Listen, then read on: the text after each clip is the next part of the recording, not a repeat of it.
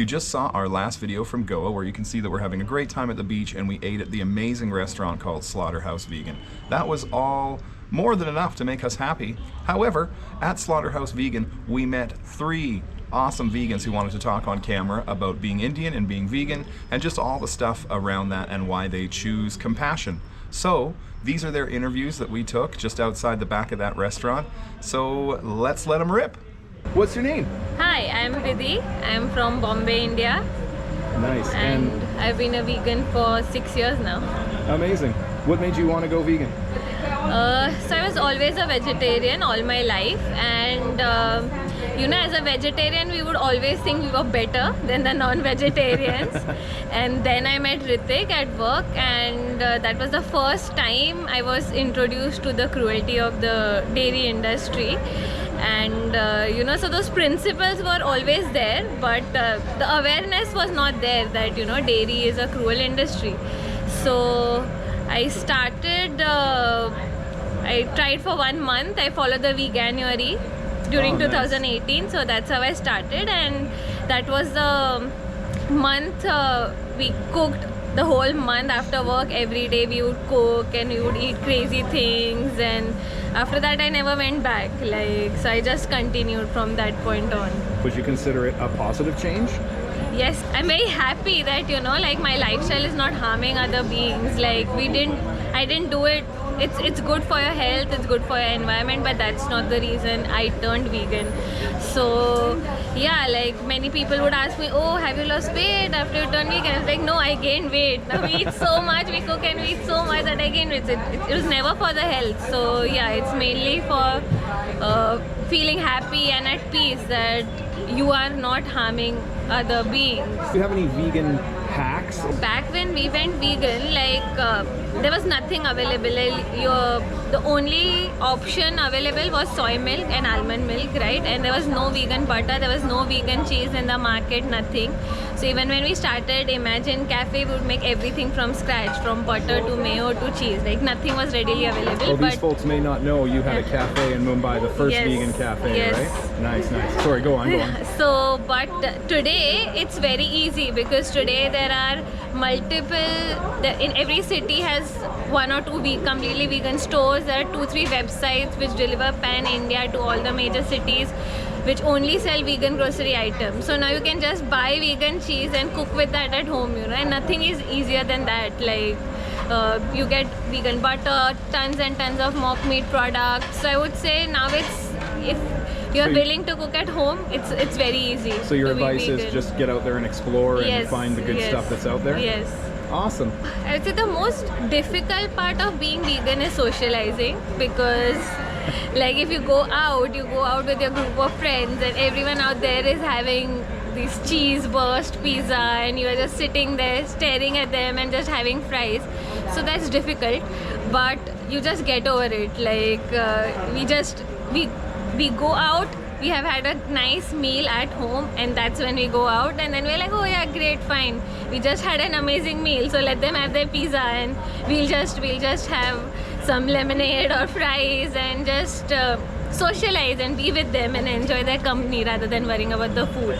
So I feel that's one of the most difficult things. So that was the biggest challenge for us, but luckily, because it's 2 of us, it's my husband and me, so it's easier. When you are alone, it's way more difficult, but you just, if you want it, you'll just figure it out. Like, nice. So this is Vidy. Thanks very much for talking to us, and in summary, find yourself a vegan husband. No, just get at it. Just start bit by bit. There's no rule you have to go vegan overnight. Yeah. So take it from Vidy and her husband, who's somewhere in there off camera. And thanks again. Really nice to meet you. Bye. Thanks very much. Vegan everywhere. Yes, we found another vegan. Hello guys. What is your name? My name is Aditya, and I'm a local vegan from Goa, India. Wow, and Goans not necessarily known for being vegan, is that right? Yeah, that's absolutely right. It's just, it doesn't go in the same sentence, you know, Goa and vegans, they don't go together. But I'm here to, you know, challenge that notion.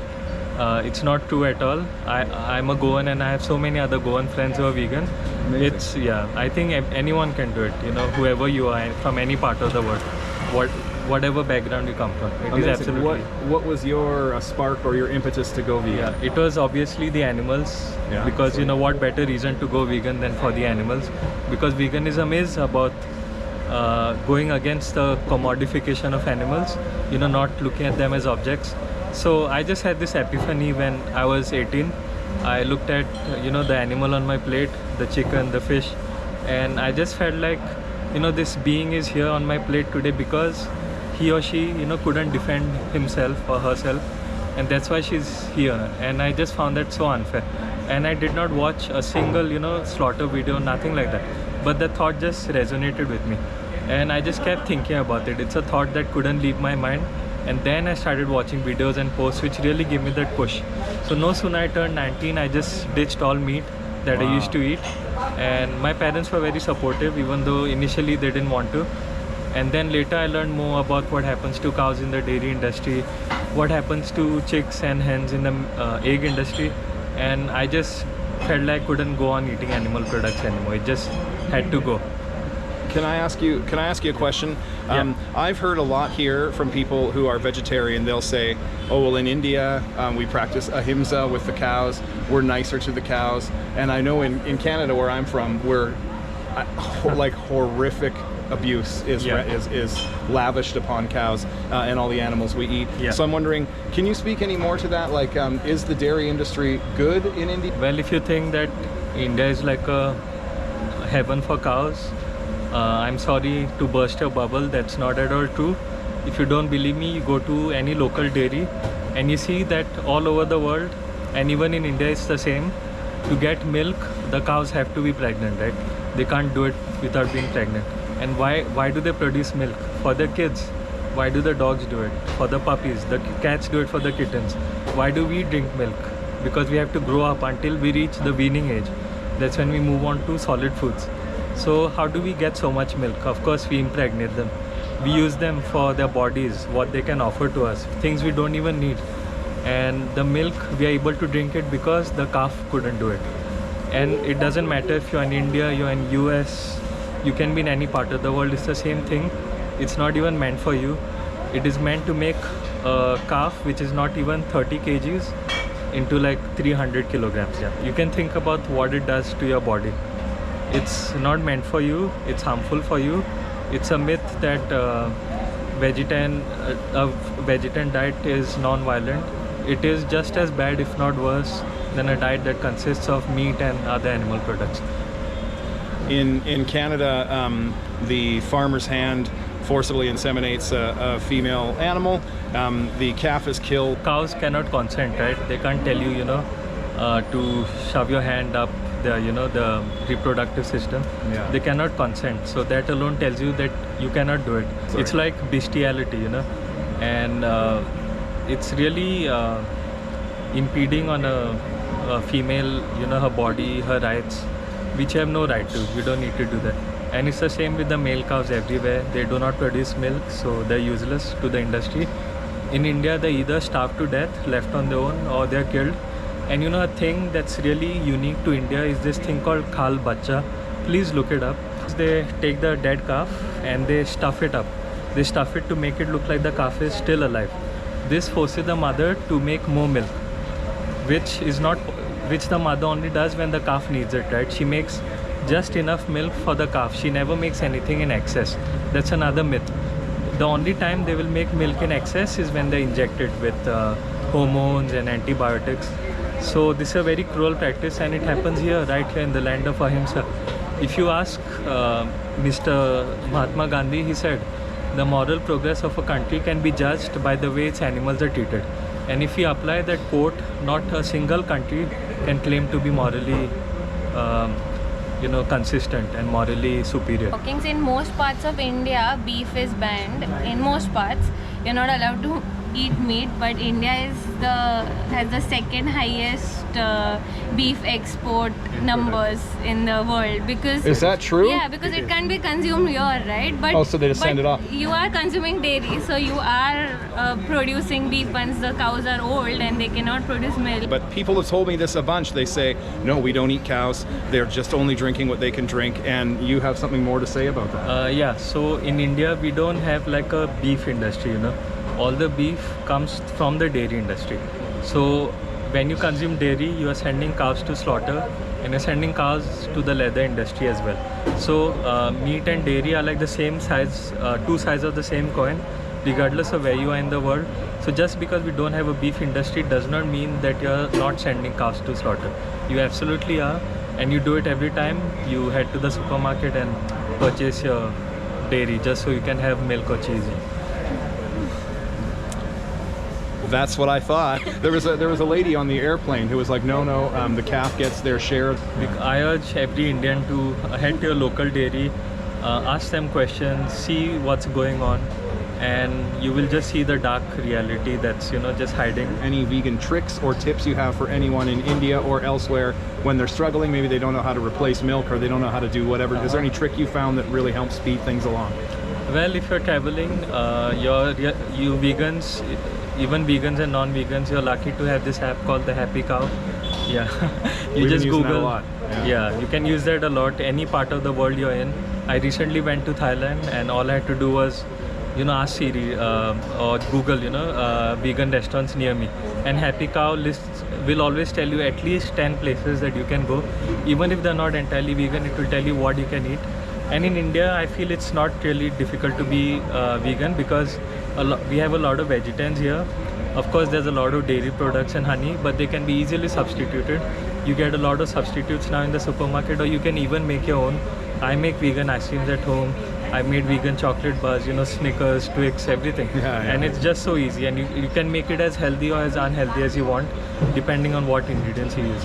So there's just no reason to not go vegan. It's 2023. I mean, come on. It's way beyond time. I think the question isn't why are you vegan, the question is why are you not vegan. Yeah, all you need to do is tell them my doctor says I can't have dairy, no questions asked.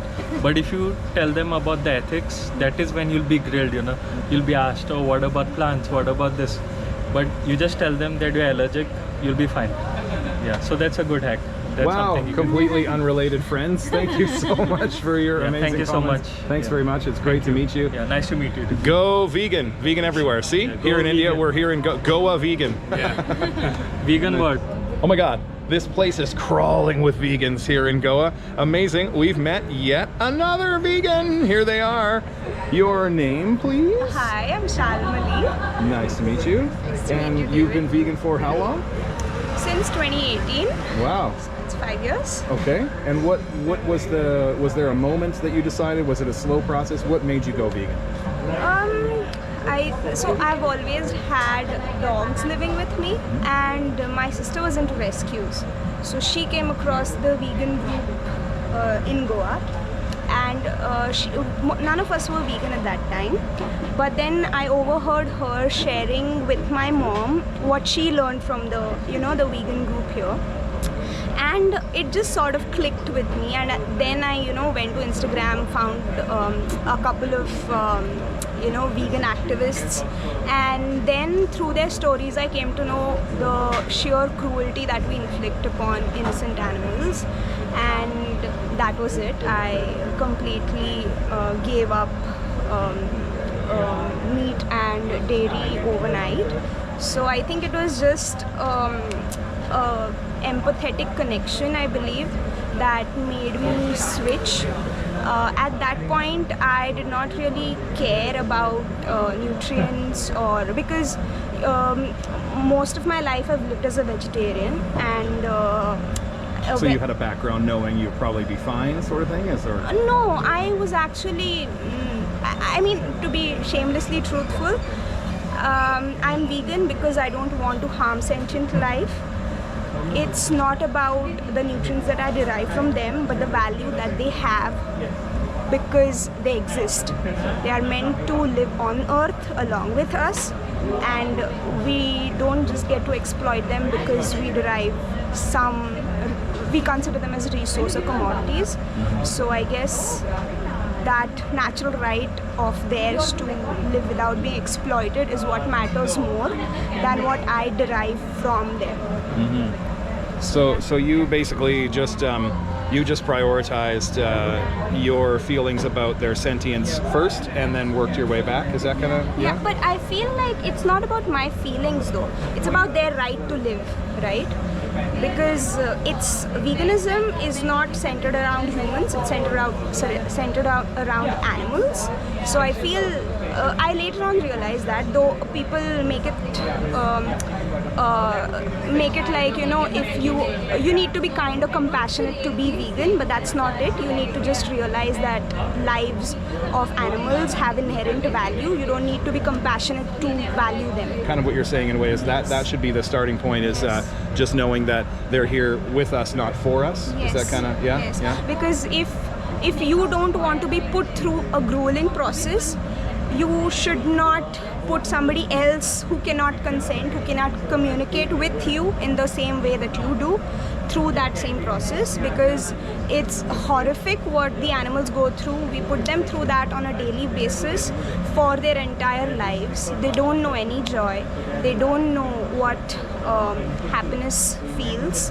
And I feel like it's very inhuman for us to do that, to be putting them through all of that just for the fleeting pleasure of our taste buds. So I think we should consider what we value more. You're sort of saying in a way like, if we wouldn't want this process done to us, why would we do it to another being? And just because they can't talk doesn't mean that they don't feel. Right? Yeah. Well, that's beautiful. Do you have any vegan tips or tricks or anything that makes your vegan life easier? Even in the food realm, in the consumer realm, whatever, just anything. Do you have anything that you would recommend to other Indian folks? I think it's about just taking one more step, being conscious of checking what you're consuming. I think having the intention to put more effort, I think, is the most important thing. There's no tips or tricks, because once you have the intention, you go the extra mile to, you know, consider other living beings. So I think that's my tip. Oh, that's awesome. So your tip is just be awesome, and just try and start by being awesome and work your way up. Well, thanks so much. It was amazing to meet you. Really appreciate it. And that's 5 years vegan. There's 5 years vegan. There's like 60 years of vegan just sitting in like 2 tables right now. So I love that. Thanks, Goa. Go vegan. Go vegan. Thanks, David. Nice to meet you. Thanks so much for watching, and sorry about the lighting. It was nighttime, and that's what we had. Thanks very much for watching. Make sure you like, subscribe, follow, all of that. Leave a comment telling us if you're an Indian vegan, what you thought of these Indian vegans talking about their perspective, and what your favorite menu item at Slaughterhouse Vegan is if you've been there. Thanks again. Sorry about the light. And for Vegan Everywhere, I'm David.